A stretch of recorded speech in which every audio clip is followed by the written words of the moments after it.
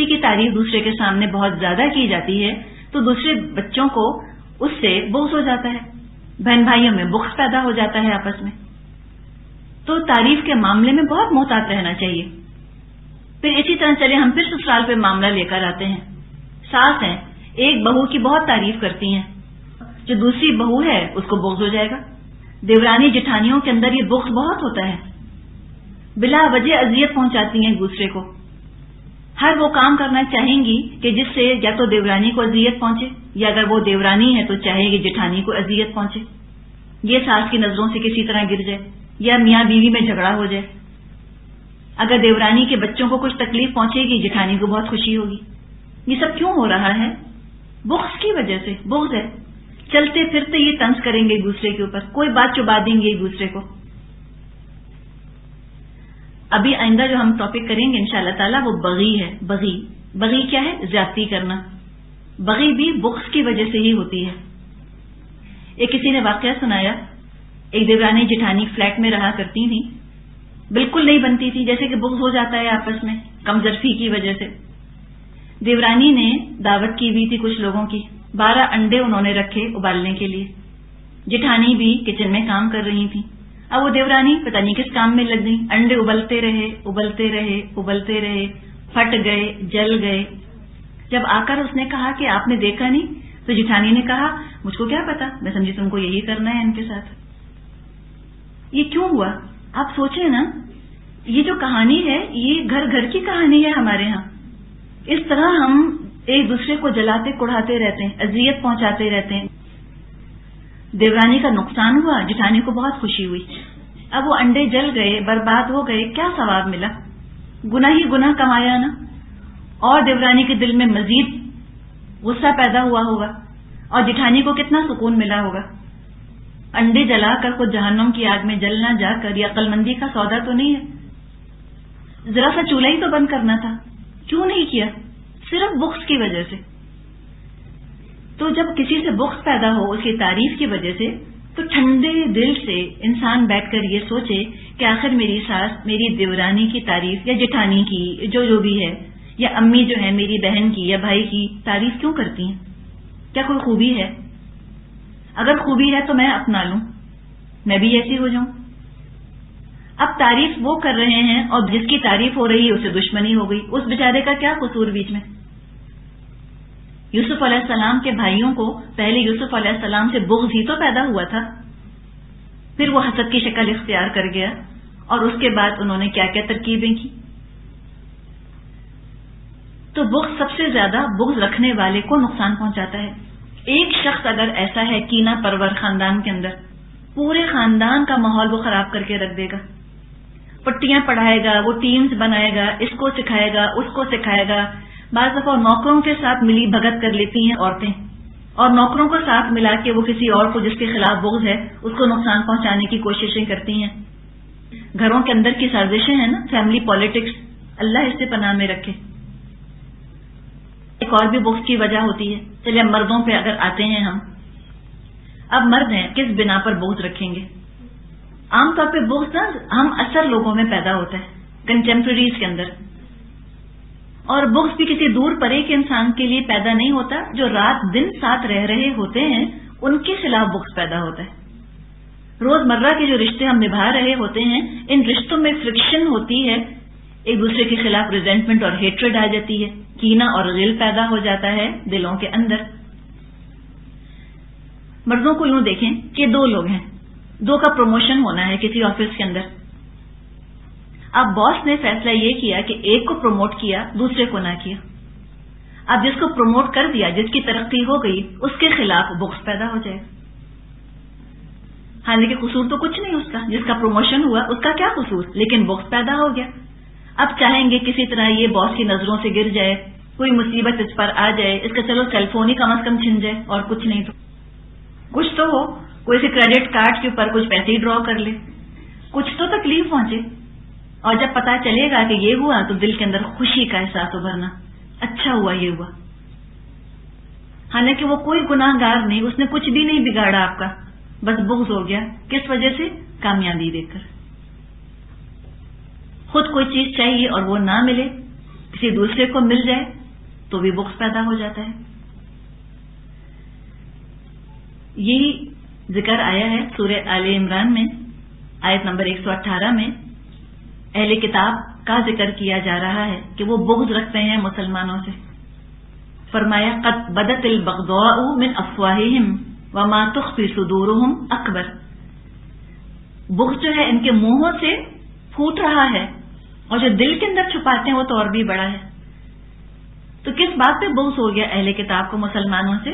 نبوت کے اوپر کہ رسول جو ہیں ان میں کیوں آ گیا، بنی اسماعیل میں رسول کیوں آ گیا، یہ کیوں کامیاب ہو رہے ہیں، ہم کیوں نہیں کامیاب ہو رہے.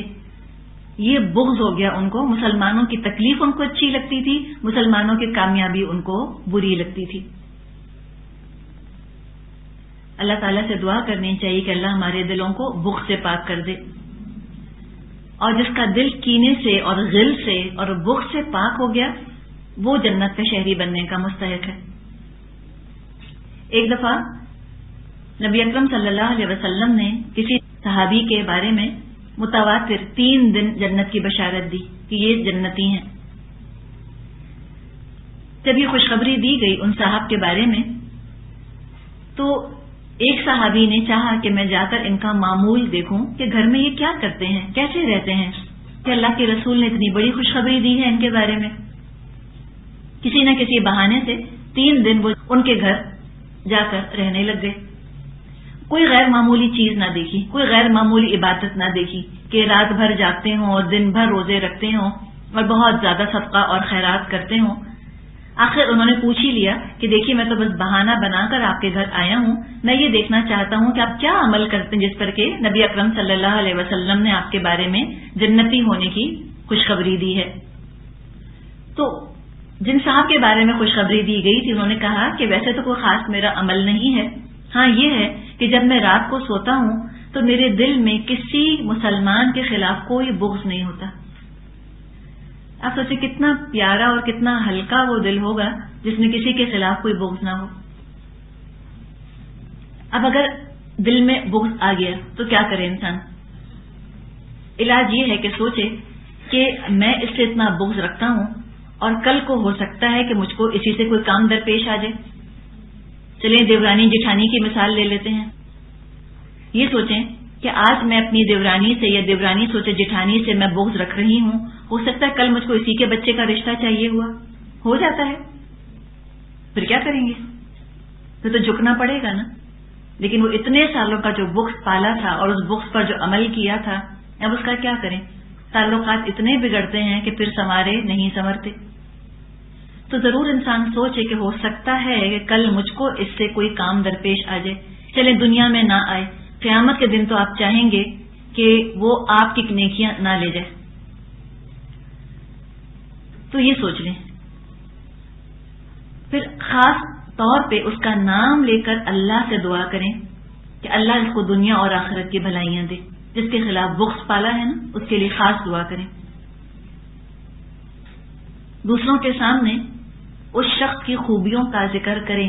یہ آٹو سجیشن بھی ہوتا ہے، انسان کا اپنا دل دھلتا ہے جب وہ اپنی زبان سے اس شخص کی تعریف کرتا ہے، اس کے اپنے کان اس شخص کی تعریف سن رہے ہوتے ہیں.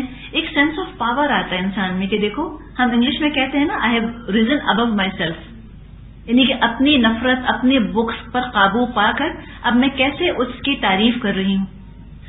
اچھی فیلنگ آتی ہے، تزکیے کی فیلنگ آتی ہے، تزکیے کا احساس ہوتا ہے، لگتا ہے کہ اندر سے صفائی ہو رہی ہے. ڈھیروں ڈھیر بغض جو گندا جمع ہوا سڑا ہوا بغض دل کے اندر تھا اس کو کھرچ کے نکال کے پھینک رہے ہیں کسی طرح. ہلکا ہلکا پیارا صاف ستھرا دل ہو رہا ہے. اور آپ آزما کر دیکھیں گی کہ آپ بغض پر قابو پائیے. اسی کہ جس کے خلاف بغض ہوتا ہے وہ بھی محسوس تو کر لیتا ہے نا. تعلقات بگڑ جاتے ہیں اور جب وہ آپ کی طرف سے یہ بہتری محسوس کرے گا، خوشگوار حیرت کا اس کو احساس ہوگا کہ دیکھیں کہ رویے کے اندر کتنا فرق آ گیا. یہ میری بھابھی یا میری جٹھانی یا میری بہو یا ساس یا جو بھی رشتہ ہے، میری بہن ابھی کتنی اچھی طرح مجھ سے بات کر رہی ہے، یہ میری تعریف کر رہی ہے، یہ میرا بھلا چاہ رہی ہے. تو اس سے تعلقات بہتر ہوں گے. اس شخص کے سامنے بھی اس کی کسی جائز چیز کی تعریف کیجیے اور اس کے پیٹھ پیچھے بھی اس کی تعریف کر لیا کیجیے، انشاءاللہ تعالی فائدہ ہوگا۔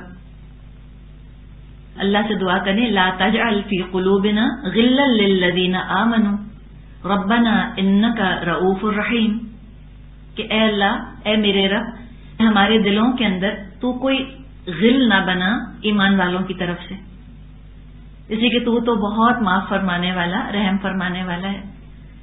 ہم چاہیں گے کہ اللہ ہمارے گناہوں کے خلاف اپنے اندر بغض رکھے اور اللہ ہمارا دشمن ہو جائے اور اللہ ہمارے خلاف چالیں چلنے لگ جائے، تو ہم تو ہلاک ہو جائیں گے، تباہ ہو جائیں گے۔ تو ہم اللہ سے جب نہیں چاہتے کہ اللہ ہمارے خلاف کوئی بغض رکھے، تو ہم پھر کیوں لوگوں کے خلاف بغض رکھیں؟ بغض کوئی فائدہ نہیں دیتا، کوئی چیز نہیں سنوارتا، کوئی بہتری اس سے نہیں ہوتی، صرف تباہی ہے اور ہلاکت ہے اور صلاحیتوں کا ضیاع ہے، ڈسٹرکٹیو اور نیگیٹو جذبہ ہے۔ اور بغض کا علاج عفو درگزر ہے۔ اگر تو ذاتی کی وجہ سے بغض پیدا ہوا، درگزر کیجیے، اور اگر کسی کی کامیابی یا اس کی خوبی یا تعریف کی وجہ سے بلا وجہ بغض پیدا ہو گیا ہے، تو اللہ سے دعا کیجیے کہ اللہ میرے اندر بھی یہ خوبی پیدا ہو جائے۔ اس خوبی سے نفرت کرنے کے بجائے اس خوبی کو اپریشیٹ کیجیے، کہیے کہ ہاں یہ خوبی ہے۔ آپ دیکھتی ہوں کہ آپ کے دیورانی ساس سے بہت نرمی سے، بہت خوبصورتی سے بات کرتی ہے، ہو سکتا ہے کہ آپ کا لہجہ لٹھ مار ہو یا روڈنس ہو بات کرنے میں، تو آپ بھی اپنا لہجہ درست کر لیجیے۔ یہ ماں کا معاملہ ہے۔ آپ دیکھیے کہ ماں کو آخر آپا اتنی اچھی کیوں لگتی ہیں؟ کیا آپا امی کے کپڑے سیتی ہیں یا امی کے چھوٹے چھوٹے وہ کام کرتی ہیں بھاگ بھاگ کے، تو انسان وہ سیکھ لے بجائے کہ بغض رکھے یا کینہ رکھے دل کے اندر۔ تو خوبیوں کا اعتراف کر لینے سے بھی دل کھل جاتا ہے، خوش ہو جاتا ہے انسان، مان لے کہ ہاں اس کے اندر یہ خوبی ہے۔ کسی کے حسن کی تعریف ہو رہی ہے، مان لیں کہ ہاں اللہ نے بہت پیارا بنایا، وہ حرج نہیں۔ ایک دفعہ انسان مان لیتا ہے تب بھی بغض نکل جاتا ہے۔ اور کامیابی تو اللہ نے تقدیر مقرر کر دی ہے، اللہ نے جتنا جتنا جس کو دینا ہے وہ مقرر کر دیا، وہ اس کو اس کا حصہ پہنچ جائے گا۔ تو اللہ تعالیٰ سے دعا ہے کہ اللہ تعالیٰ ہمارے دلوں کا بغض دور کر دے اور ہمارے دلوں کو ہلکا پھلکا صاف کر دے اور ہمارے اپنے خاندانی معاملات اللہ تعالیٰ سنوار دے۔ وآخر دعوانا ان الحمد للہ رب العالمین۔ نحمده ونصلي على رسوله الكريم، أما بعد فأعوذ بالله من الشيطان الرجيم، بسم الله الرحمن الرحيم، رب اشرح لي صدري ويسر لي أمري واحلل عقدة من لساني يفقهوا قولي۔ اللهم آت نفسي تقواها وزكها أنت خير من زكاها أنت وليها ومولاها۔ اللهم إنا نسألك الهدى والتقى والعفاف والغنى۔ آج اس موضوع پہ انشاءاللہ تعالی ہم بات کریں گے، وہ ہے بغی۔ Hating creation without a just cause, بغیر کسی وجہ کے لوگوں کے ساتھ زیادتی کرنا، ان ایکویٹی، زیادتی، برا سلوک کرنا کسی کے ساتھ بلا وجہ۔ اللہ تعالیٰ نے فرمایا ہے سورہ یونس آیت نمبر 23، یا ایھا الناس، اے لوگو، انما بغیکم علی انفسکم، اے لوگو تمہاری بغی تمہارے اپنے خلاف پڑے گی جا کر۔ ایک اور مقام پہ اللہ تعالیٰ نے فرمایا ہے ان قارون کان من قوم موسیٰ فبغى علیہم۔ سورہ قصص میں یہ مضمون آتا ہے کہ بے شک قارون موسیٰ علیہ السلام کی قوم سے تھا، لیکن اس نے بغی کی ان کے خلاف۔ سورہ نحل میں اللہ تعالیٰ فرماتا ہے کہ اللہ منع فرماتا ہے تم کو کن چیزوں سے؟ ینہا عن الفحشاء والمنکر والبغی، اللہ منع فرماتا ہے اے لوگوں تم کو فحش کاموں سے اور منکر سے اور بغی سے۔ ابھی جو بغی کی ہم بات کر رہے ہیں اس کے بہت سے درجے ہیں۔ یوں سمجھیے کہ بڑے گناہ سے لے کر اور ایک کمتر درجے کے گناہ تک کے کچھ اعمال ہیں جو بغی کی کیٹیگری میں آتے ہیں۔ ایک ایسی بغی ہے جو کہ کھلم کھلا گناہ ہے، کھلم کھلا دوسروں پر ظلم اور زیادتی، اور کچھ شخصیت ایسے لوگوں کی پھر بالکل مسخ ہو کے رہ جاتی ہے، ان کو معاشرے میں برا ہی سمجھا جاتا ہے، ایسے ان کو بغی کرنے کی عادت ہوتی ہے۔ جیسے کہ قارون کا ذکر کیا گیا، یہ برا ہی سمجھا جاتا تھا، بہت زیادہ اس کے اندر بغی تھی، بڑی بڑی باتوں میں بغی ظاہر ہوتی تھی۔ جو کمترین درجہ ہے بغی کا، وہ جن لوگوں میں پایا جاتا ہے ان کو برا نہیں کہتے، وہ برے لوگ نہیں سمجھے جاتے معاشرے میں، اور نہ وہ برے ہوتے ہیں، لیکن چھوٹی چھوٹی چیزوں کے اندر ان کی بعض دفعہ بغی ظاہر ہوتی ہے۔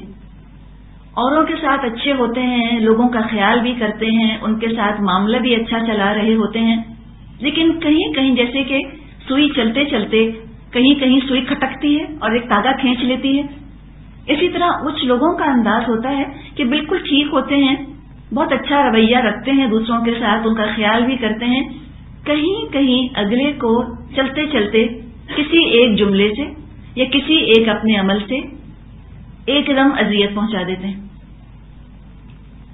جیسے بہت نرم نوالا کھاتے کھاتے اچانک ہڈی منہ میں آ جاتی ہے، ایک دم انسان کے اعصاب جھنجھنا کے رہ جاتے ہیں، ایسے بعض لوگوں کی گفتگو کا انداز ہوتا ہے۔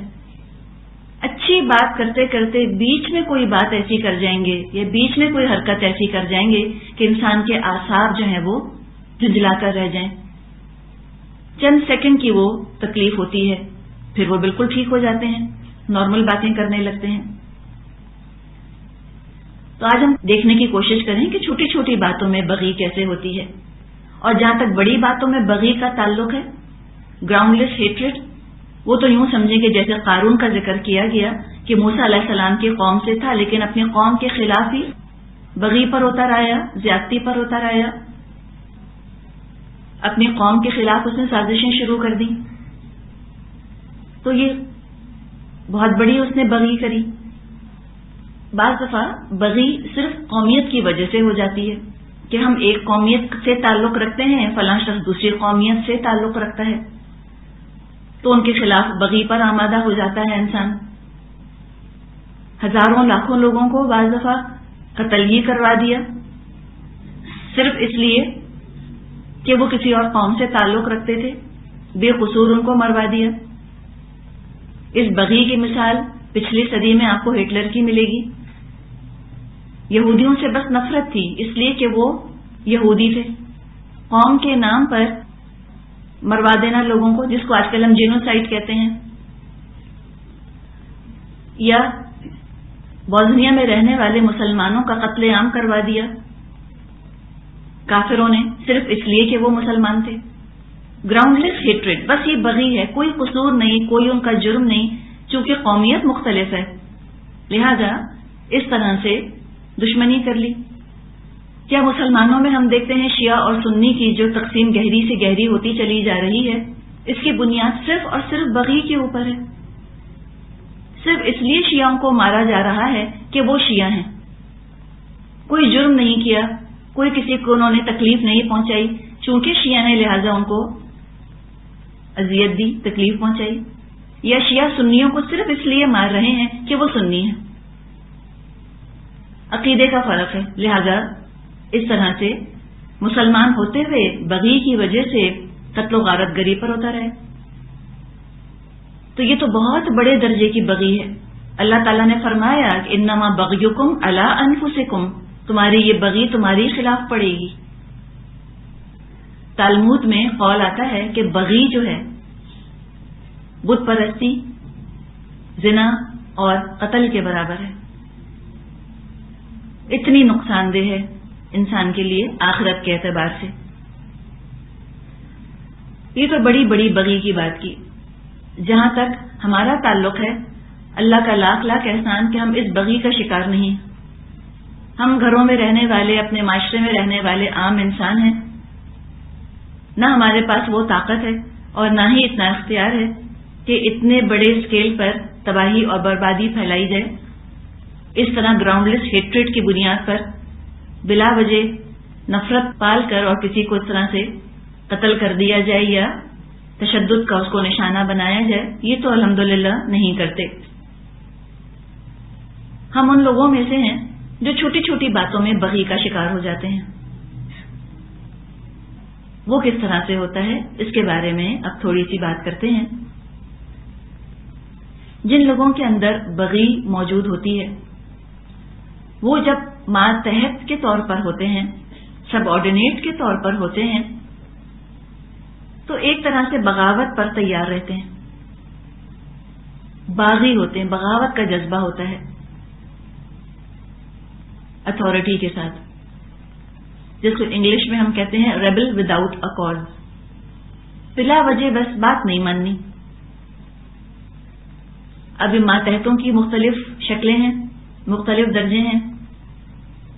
مثال کے طور پہ اولاد جو ہے والدین کی ماتحت ہوتی ہے، جونیئرز ہوتے ہیں، والدین سینئر ہوتے ہیں. اب اگر کوئی اولاد ہے اور اس میں بغی کا جذبہ ہے، والدین کے ساتھ رویہ کیا ہوگا؟ ہر وقت چیلنج کا، بات سن کر نہیں دینی. اگر ماں کہتی ہے نہا لو، ماں کے کہنے کی وجہ سے نہیں نہائیں گے. اگر ارادہ بھی ہوگا، جا بھی رہے ہوں گے تو بیٹھ جائیں گے.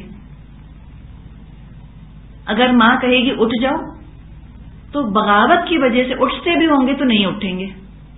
اسی کے بغی ہے، اندر بغاوت ہے، ریبیلین ہے اندر. چھوٹے چھوٹے فیصلوں پر چیلنج کیا جائے گا. یہ کیوں فیصلہ کیا؟ یہ رول کیوں بنایا؟ میں وہاں کیوں نہیں جا سکتی؟ میں یہ کیوں نہیں کھا سکتی؟ ہر وقت کا ایک کنفرنٹیشن کا ماحول بنا کے رکھیں گے والدین کے ساتھ. اور کیا ہوگا کہ والدین سے شاکی رہیں گے. جب اس طرح بغاوت پر اترے رہیں گے تو والدین کی خوبیاں تو کوئی نظر نہ آئیں گی. اپنا ہی دل جلب ان کے کباب رہے گا، خود ہی شکایتیں پلتی رہیں گی دل کے اندر. تو اللہ کی بات تو صحیح ثابت ہو گئی کہ انما بغیکم علی انفسکم، تمہاری بغاوت تمہارے ہی خلاف پڑے گی، تم ہی نقصان اٹھاؤ گے. اسی طرح اگر کوئی عورت بیوی ہے اور اس کے اندر بغی کا جذبہ ہے، ہر وقت شوہر اور سسرال کے خلاف باتیں ہوں گی. چھوٹی چھوٹی باتوں میں شوہر کو چیلنج کیا جائے گا. آپ یہ کیوں کہتے ہیں؟ آپ نے یہ کیوں کہا؟ معمولی معمولی چیزوں میں نافرمانی کرے گی شوہر کی. ایک بات وہ کہے گا بس اس کے خلاف ہی کرنے پر آمادہ رہے گی. تو ہر وقت یوں سمجھیں کہ محاذ آرائی سی قائم رہے گی گھر کے اندر. شوہر کے خلاف یا سسرال کے خلاف ایک محاذ بنایا ہوا ہوگا. بات ماننی نہیں ہے، چیلنج ضرور کرنا ہے ہر چیز کو. اسکول میں کالج میں ہوں گے تو انتظامیہ کے خلاف اور اپنے استادوں کے خلاف بغاوت کا جذبہ ہوگا، ریبیلیس ایٹیٹیوڈ. یہ رول کیوں بنایا؟ امتحان کی ڈیٹ یہ کیوں سیٹ کی؟ سلیبس کے اندر یہ کیوں شامل کیا؟ پیریڈ اتنی دیر کا کیوں ہے؟ میں نہیں مانتا. یہ کیوں کہہ دیا؟ میں نہیں مانتی.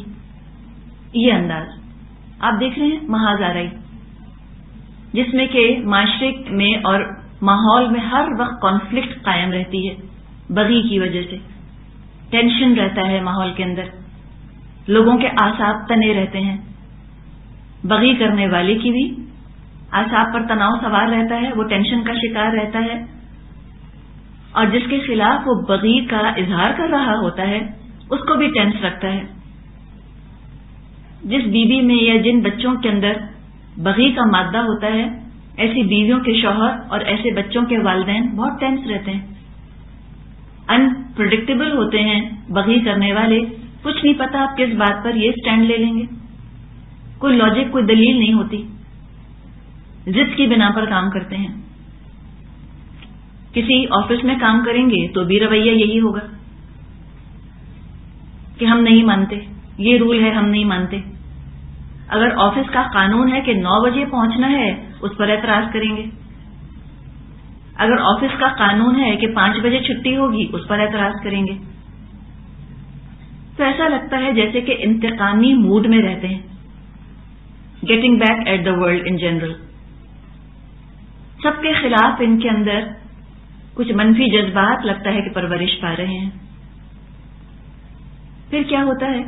اگر یہ ماتحت نہیں، ان کے پاس طاقت یا اقتدار ہے تو یہ اپریسر بن جاتے ہیں، دبانے والے بن جاتے ہیں،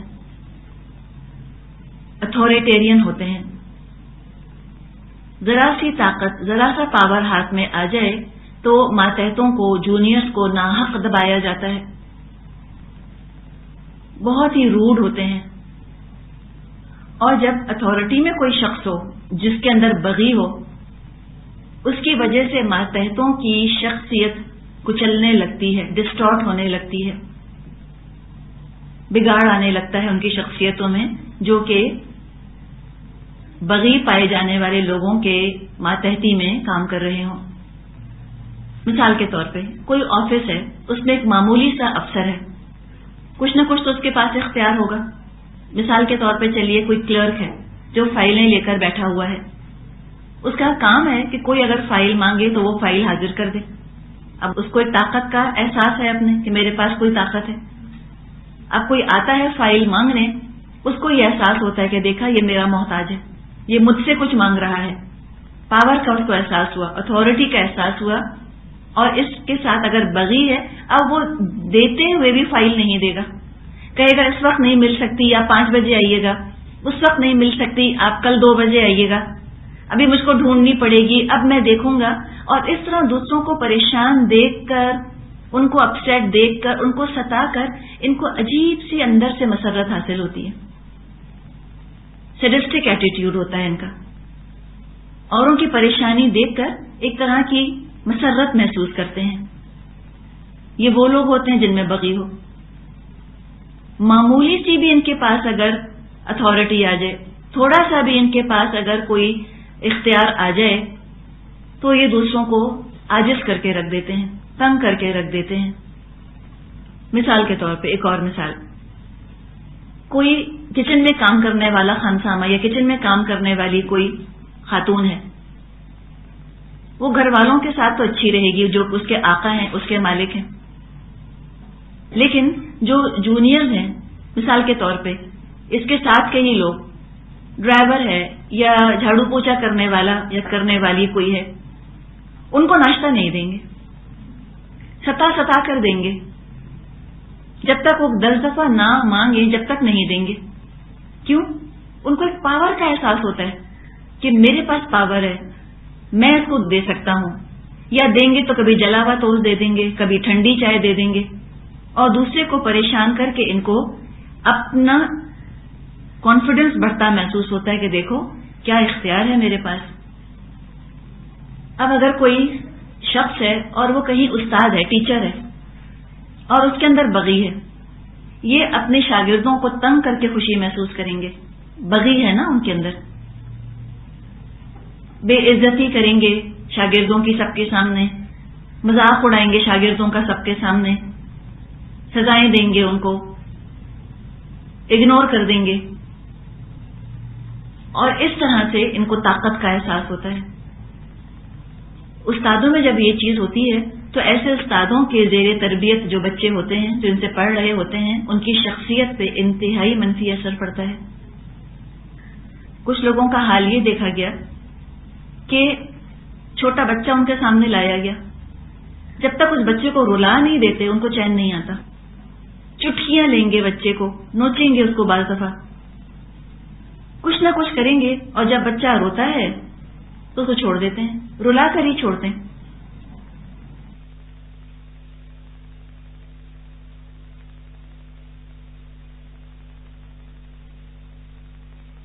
رلا کر ہی چھوڑتے ہیں. تو کوئی اندر نفسیاتی خرابی ہے جس کا اظہار اس منفی رویے میں ہو رہا ہے، اس نیگیٹو ایٹیٹیوڈ میں ہو رہا ہے. کوئی نہ کوئی اندر یقیناً احساس کمتری ہے جو چھپا ہوا ہے. بڑوں سے بغاوت کر کے، چھوٹوں پر ظلم کر کے تسکین ملتی ہے. سیٹسفیکشن ملتی ہے، ستا کر خوش ہوتے ہیں. جبکہ نبی اکرم صلی اللہ علیہ وسلم نے فرمایا ہے کہ لیسا منا من لم یرحم صغیرنا ولم یؤقر کبیرنا، وہ ہم میں سے نہیں ہے جو ہمارے چھوٹوں پر رحم نہ کرے اور ہمارے بڑوں کی توقیر عزت نہ کرے. اب اگر کوئی ان کے ساتھ والے ہیں، ان کے ساتھ بغی کا اظہار کیسے کریں گے؟ مثال کے طور پہ ایک ہی آفس میں کام کرنے والے ہیں، ایک ہی درجے کے ہیں، اور بغی اگر موجود ہے تو ان کے حقوق کا خیال نہیں رکھیں گے، ان کا جائز حصہ بھی خود لینے کی کوشش کریں گے.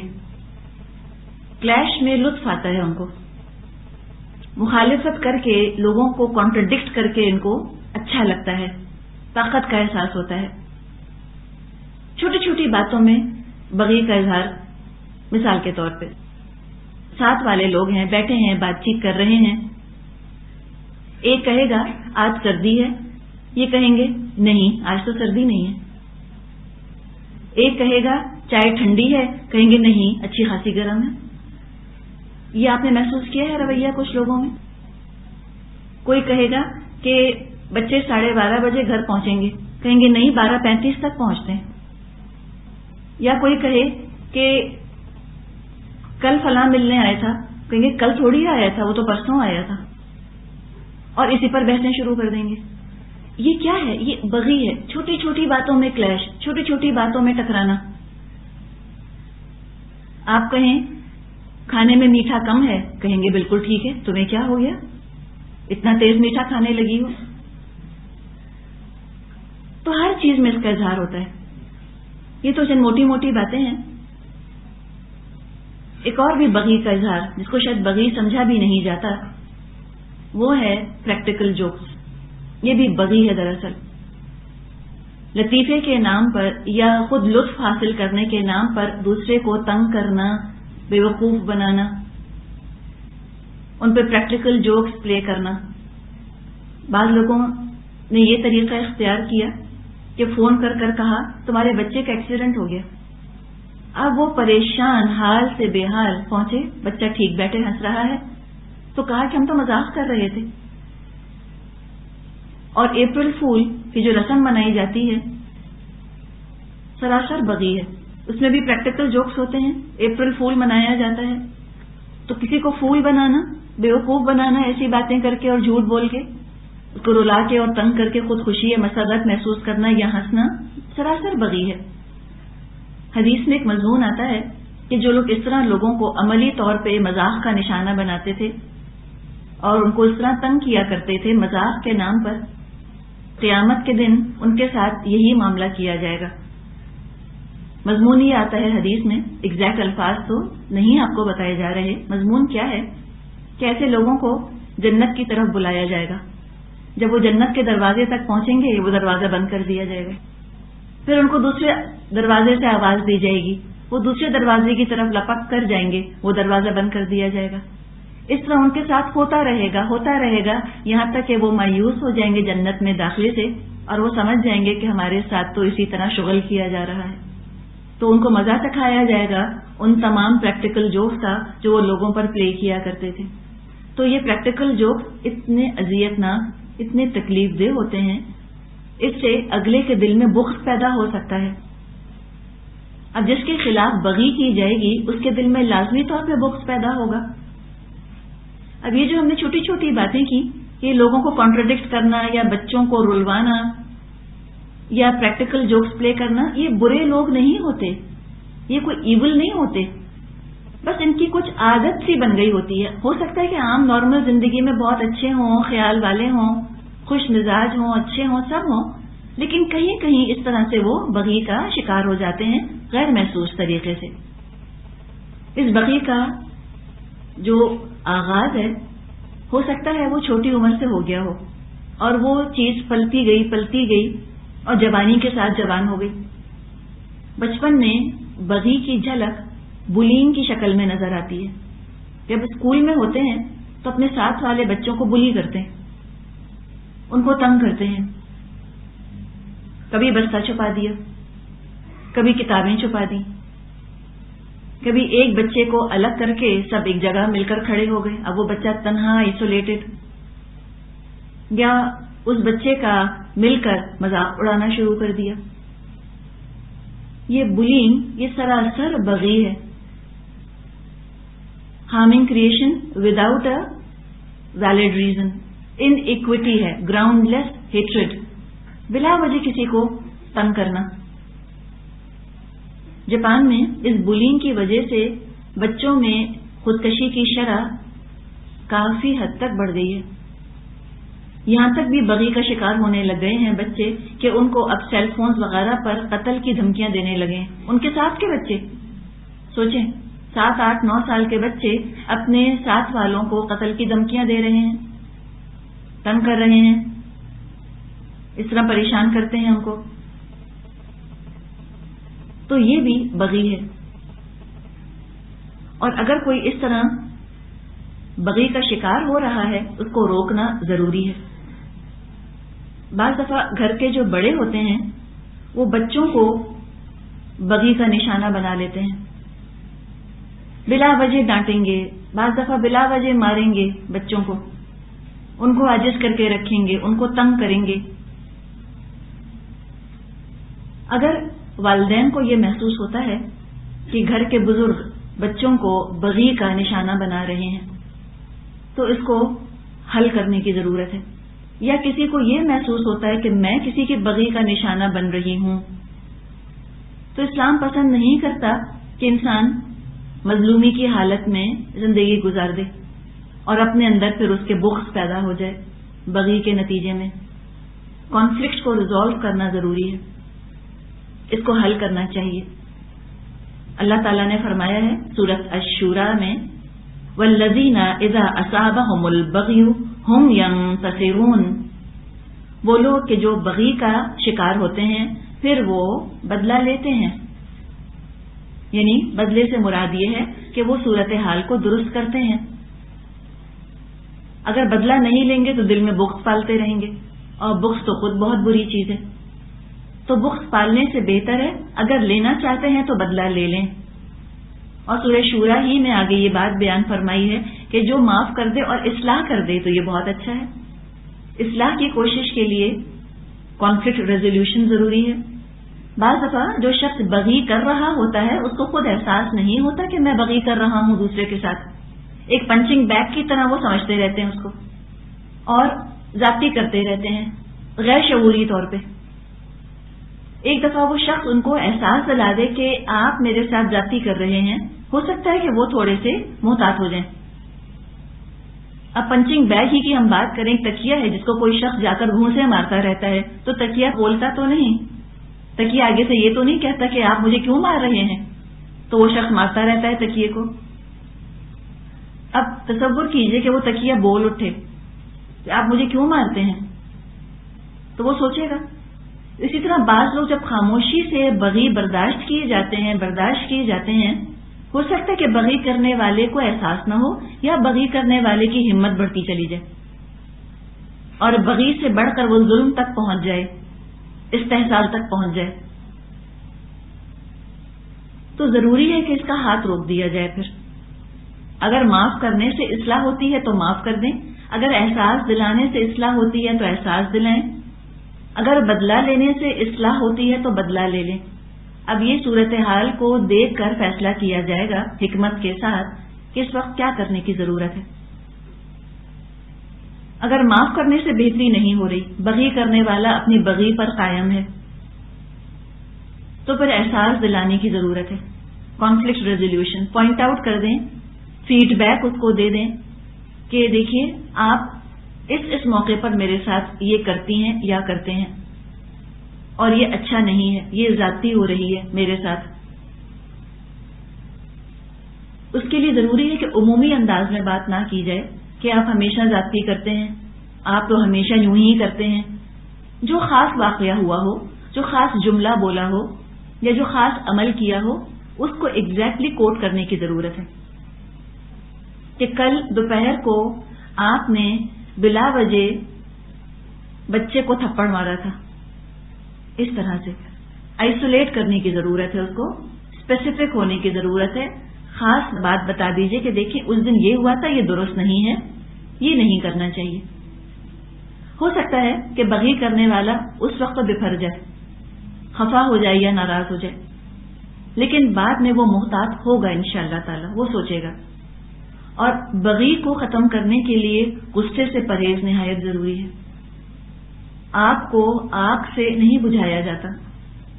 اگر بغی کو ختم کرنا ہے بالکل ٹھنڈے لہجے میں، ٹھنڈے دماغ کے ساتھ، دھیمی آواز میں ان تک مختصراً بات پہنچا دی جائے، بات کو طول نہ دیا جائے، انشاءاللہ تعالی اس سے بہتری ہوگی۔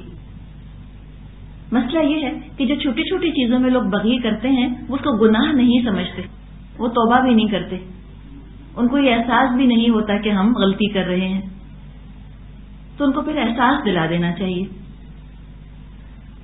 بغی کی ایک اور شکل جو کہ بہت کامن ہے اور اس کو تو کہیں سے بھی بغی نہیں سمجھا جاتا، وہ ہے ایک طرح سے ڈیمانڈنگ ہونا۔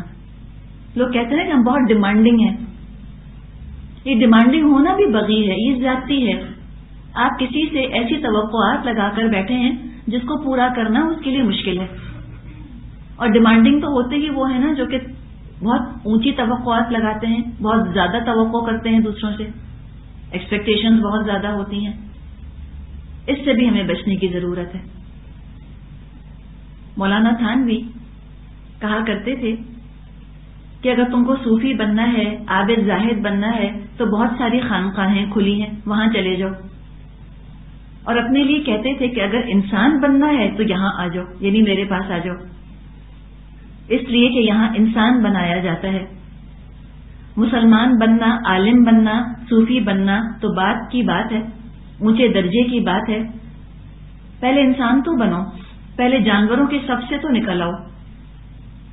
انسان اس وقت تک انسان نہیں بنتا جب تک اس کو اسلامی معاشرت کے آداب نہ آتے ہوں۔ یعنی جانوروں کے اندر بغی پائی جاتی ہے، زیادتی کرنا دوسروں کے اوپر، تو انسان تو بنو کم از کم کہ دوسروں پہ زیادتی تو نہ کرو۔ امام غزالی رحمۃ اللہ علیہ نے احیاء العلوم میں لکھا ہے کہ اللہ تعالیٰ نے دنیا میں 3 قسم کے جانور پیدا فرمائے ہیں۔ جانوروں کے ایک قسم وہ ہے جو لوگوں کو فائدہ پہنچاتی ہے، شاذ و نادر ہی کبھی ان سے نقصان پہنچتا ہو، مثلا گائے، بکری وغیرہ۔ یہ ایسے جانور ہیں جو دودھ کے ذریعے تم کو فائدہ پہنچاتے ہیں۔ جب دودھ دینا بند کر دے گی گائے تو تم اس کو کاٹ کر اس کا گوشت کھا لو گے، اسی طرح تمہیں فائدہ پہنچے گا، تمہارے فائدے کے لیے وہ اپنی جان بھی دے دیتے ہیں، اور یہ جانور نقصان نہیں پہنچاتے۔ جانوروں کی دوسری قسم وہ ہے جو تکلیف ہی پہنچاتے ہیں اور ان کا بظاہر فائدہ کچھ بھی نہیں، مثلا سانپ، بچھو، درندے وغیرہ، یہ سب موذی جانور ہیں۔ جب کسی انسان سے ملیں گے اس کو تکلیف دیں گے، ڈنک ماریں گے۔ جانوروں کی تیسری قسم وہ ہے جو نہ تکلیف دیتے ہیں نہ ہی فائدہ پہنچاتے ہیں، جیسے جنگل میں رہنے والے جانور، لومڑی، گیدڑ وغیرہ۔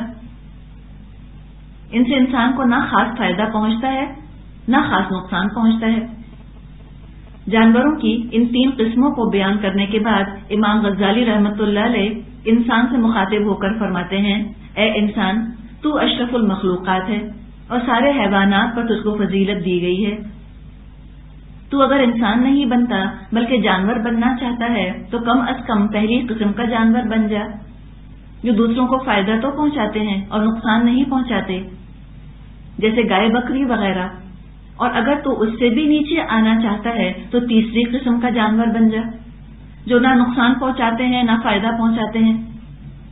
اور اگر تو نے دوسروں کو فائدہ کے بجائے نقصان پہنچانا شروع کر دیا تو پھر سانپ، بچھو اور درندوں کی قسم میں داخل ہو جائے گا۔ ڈسنے والے لوگ، طنز کرنا، تانے دینا، یہ سب بغی ہے، سب بغی کی وجہ سے یہ باتیں ہوتی ہیں۔ دوسرے کو اریٹیٹ کر کر مسرت محسوس کرنا، تو یقیناً اللہ تعالیٰ کے ہاں تو اس کا بھی حساب لیا جائے گا۔ یہ دل کا مرض ہے، بغی، یہ دل کے اندر بغی ہوتی ہے تو اس کا اظہار اس طرح سے ہوتا ہے، باتوں کے اور حرکتوں کے ذریعے سے۔ علاج یہ ہے کہ قیامت کا منظر انسان نظروں کے سامنے رکھے کہ جب اس کو اپنی نیکیوں میں سے دوسروں کے ساتھ کی گئی زیادتیوں کی قیمت ادا کرنی ہوگی، صحیح مسلم میں حدیث ہے، ان ابی ہریرہ ان رسول اللہ صلی اللہ علیہ وسلم قال لَتَؤُدَّنَّ الْحُقُوقَ إِلَىٰ أَهْلِهَا يَوْمَ الْقِيَامَةِ حَتَّى يُقَعَدُ لِلشَّاةِ الْجَلْجَاءِ مِنَ الشَّاةِ الْقَرْنَاءِ، کہ قیامت کے دن لازماً تم کو حقوق ادا کرنے ہوں گے حق والوں کے، حتیٰ کہ بے سینگ والی بکری جو ہے وہ سینگ والی بکری سے اپنا بدلہ لے لے گی۔ تو چھوٹے چھوٹے ظلم، چھوٹی چھوٹی زیادتی کا بدلہ چکانا ہوگا قیامت کے دن، اور دینے کو کیا ہوگا وہاں پر؟ صرف نیکیاں ہوں گی اپنی۔ نوکروں کے ساتھ بغی کی جاتی ہے، تنخواہ ہے نوکر کی، پہلی تاریخ کو تنخواہ دے دینی چاہیے، بلا وجہ نہیں دیں گے، ٹلائے جائیں گے، اچھا کل لے لینا، پرسوں لے لینا، اگلے ہفتے لے لینا، یہ بھی بغی ہے، زیادتی ہے ان کے ساتھ۔ جب ان کا حق واجب ہو گیا، پہلی تاریخ آ گئی، پہلی تاریخ کو ان کی تنخواہ دے دی جائے، نہ دینا یہ بھی بغی میں شمار ہو جائے گی چیز۔ کسی بزرگ کا واقعہ آتا ہے کہ کیا وہ محتاط ہوا کرتے تھے اس زمانے میں، کوئی شخص کسی سے کچھ مانگنے کے لیے آیا، بہت اہم کام میں مصروف تھے، اس اہم کام کو چھوڑ کر انہوں نے فوراً کے فوراً اس کی حاجت پوری کر دی، جو رقم مانگ رہا تھا وہ اس کو دے دی۔ لوگوں نے کہا اتنی بھی کیا جلدی تھی کہ آپ نے اتنا اہم کام چھوڑ کر اور آپ نے اس کو زکوٰۃ یا خیرات جو آپ کو دینی تھی وہ آپ نے اس کو دی؟ تو جواب انہوں نے دیا کہ یہ لجاجت کے ساتھ اور حاجت کے ساتھ اور عاجزی کے ساتھ میرے سامنے کھڑا ہے، میں نہیں چاہتا کہ قیامت کے دن اس کی یہ عاجزی جو کہ ضرورت سے زیادہ میں نے اس کو انتظار کروایا، اس کی وجہ سے اللہ تعالیٰ میرا حساب لے لے، کہ اتنی دیر کھڑا بھی کیوں رکھا اس کو، جب دینا ہی تھا تو دے کر فارغ کیوں نہ کر دیا۔ تو میں وہ قیامت کے حساب سے بچنا چاہتا ہوں۔ تو بغی یہ بھی ہے کہ کوئی آپ سے پیسے مانگنے آیا، جو کہ بعض دفعہ ہوتا ہے گھروں کے اندر کچھ لوگ اس طرح سے آتے رہتے ہیں، ان کا مہینہ بندھا ہوا ہوتا ہے، آپ ان کو رقم دیتی ہیں 100 روپے، 200، 1000، 2000 جو بھی ہے، اب وہ مانگنے آئی، اب وہ بیٹھی ہیں، آپ دے ہی نہیں چکتی کسی طرح، وہ عاجزی اور انتظار کے ساتھ وقت گزار رہے ہیں، عاجزی کے ساتھ بیٹھے ہیں، منتظر ہیں، امید اور بیم کے بیچ میں ہے کہ پتہ نہیں باجی دیتی ہے کہ نہیں، تو کیوں بٹھایا گھنٹہ، ان کا وقت ضائع کیا، وقت پر دے دیں، فارغ کر دیں ان کو، اس کیفیت میں ان کو مبتلا نہ رکھیں۔ تو یہ چند باتیں ہیں جن کا کہ تعلق بغی سے ہے۔ اللہ تعالیٰ سے دعا ہے کہ اللہ تعالیٰ ہم کو اس کو پہچاننے کی توفیق عطا فرمائے اور ہمیں اس سے بچنے کا راستہ بھی دکھا دے۔ اچھا، یہ فارم ہے، ایک اسائنمنٹ ہے، اسیسمنٹ ہے، اس میں لکھا ہے کہ اپنے اندر ان احساسات کو پہچانیے، کیا یہ صحیح ہیں یا غلط۔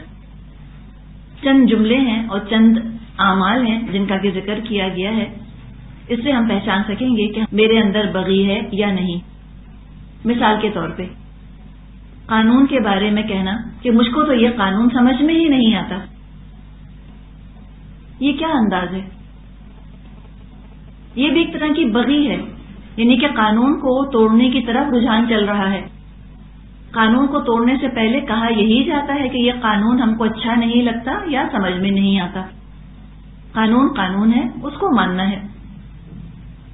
قانون کو یا سگنل کو توڑ کر فخر محسوس کرنا، یہ بھی بغی ہے۔ بلا وجہ ریڈ لائٹ کو توڑ دینا،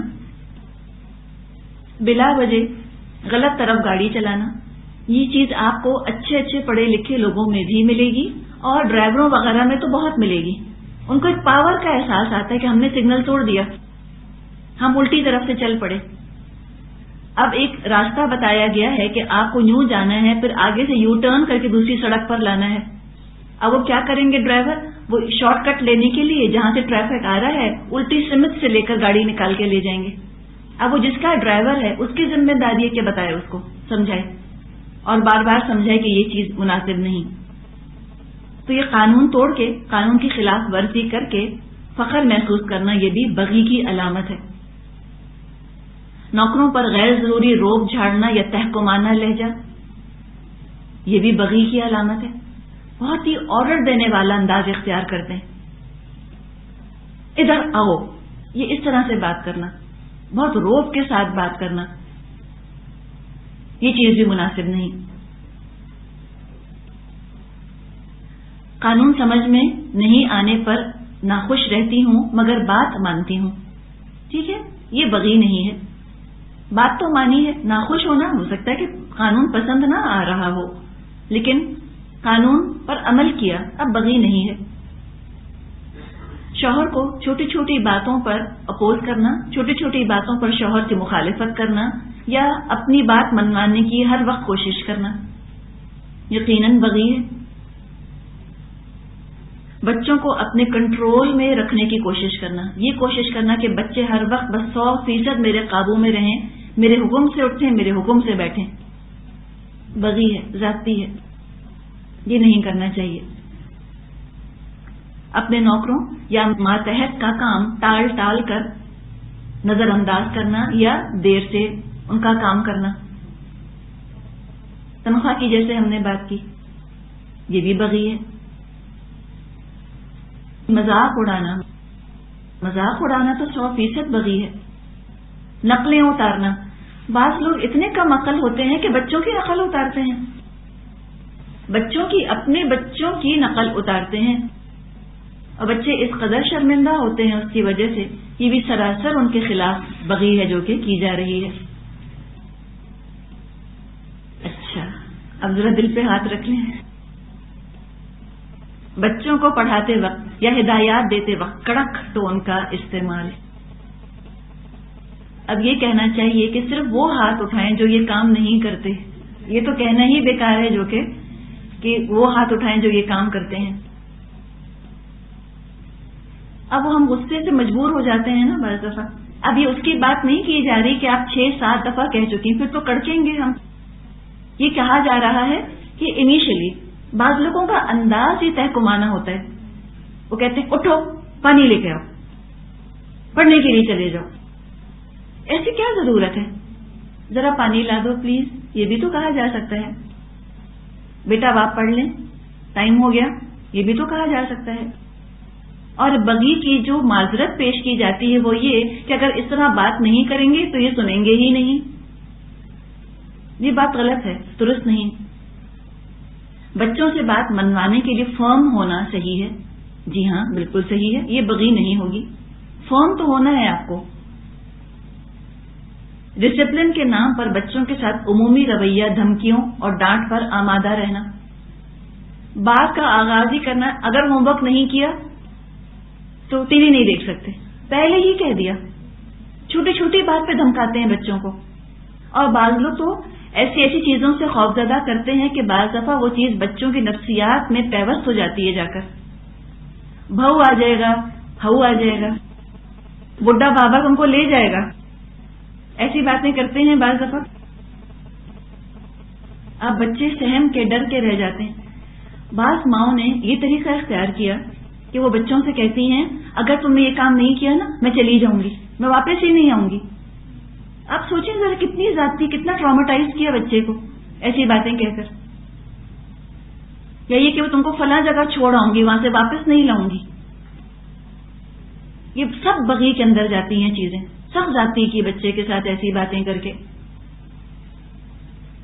بچوں کو رلانا، چٹکی بھرنا، ڈرانا بغی ہے.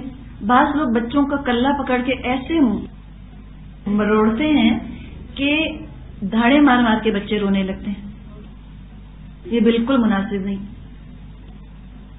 آرام سے بچوں کو ٹچ کرنا چاہیے، پیار سے. پیارا لگتا ہے بچہ، ذرا سا آپ اس کو چمکار لیں، پیار کر لیں، لیکن جھنجھوڑ کے اور بمبوڑ کے رکھ دینا ان کو پیار کے نام پر، یہ بغی ہے.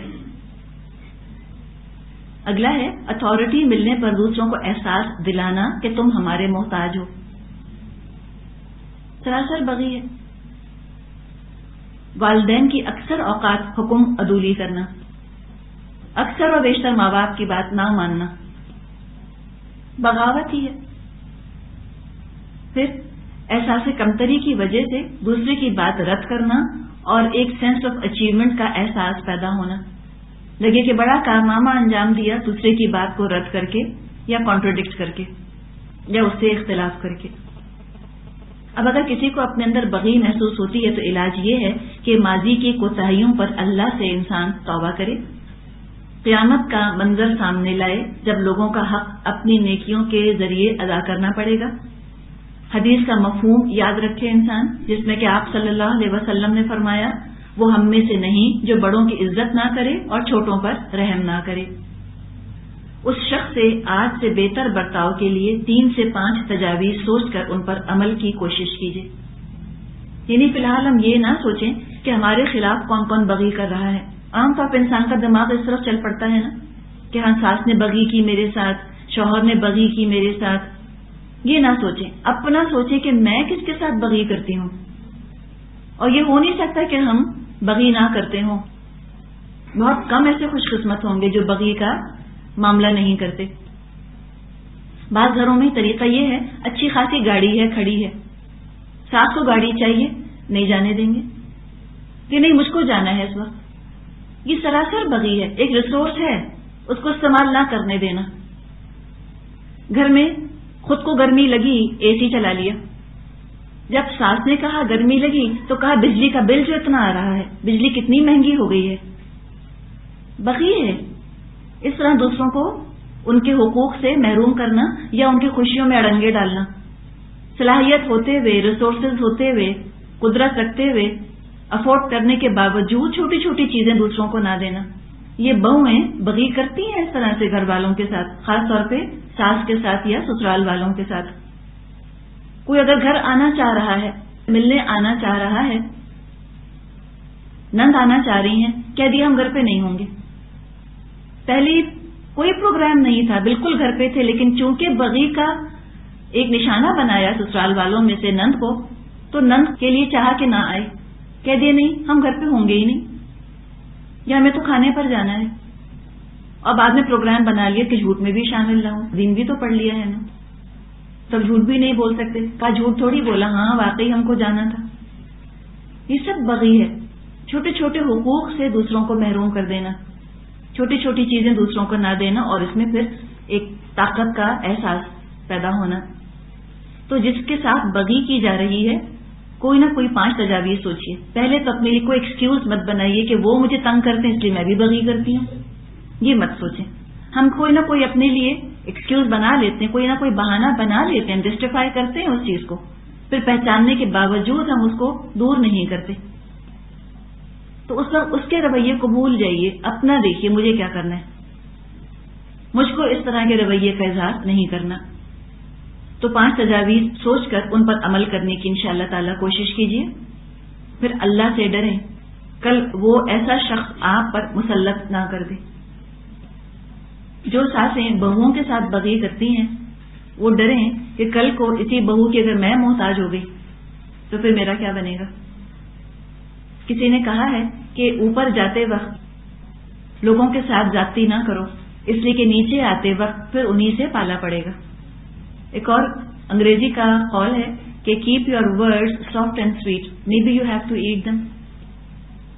اپنے الفاظ کو نرم رکھو، ایسا نہ ہو کہ اپنے الفاظ واپس لینے پڑیں تو اتنے زہریلے اور اتنے سخت نہ ہوں کہ خود واپس لیتے ہوئے اذیت اور تکلیف محسوس ہو. والآخر دعوانا ان الحمد للہ رب العالمین.